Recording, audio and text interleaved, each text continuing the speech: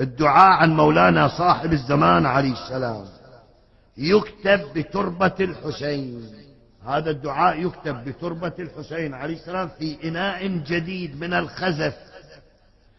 بسم الله الرحمن، يعني تربة تحطها في ماعون صغير تشرب عليها ماء يصير كالطين، عودة نظيفة قلم نظيف، وتأخذ منها وتكتب هذا الدعاء وين؟ في إناء جديد من الخزف. بسم الله الرحمن الرحيم.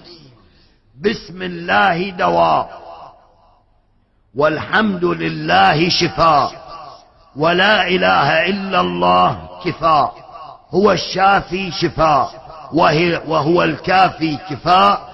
أزيل الباس، الباس يعني الشدة والعلة والمرض، أزيل الباس برب الناس شفاء لا يغادره سقم، وصلى الله على محمد وآله النجباء. تنتهي الكتابة، تسكب عليها ماء يصير محلول بتربة الحسين، تسقيل المريض. ما من مريض يسقى إلا ويشافى ببركة المهدي من آل محمد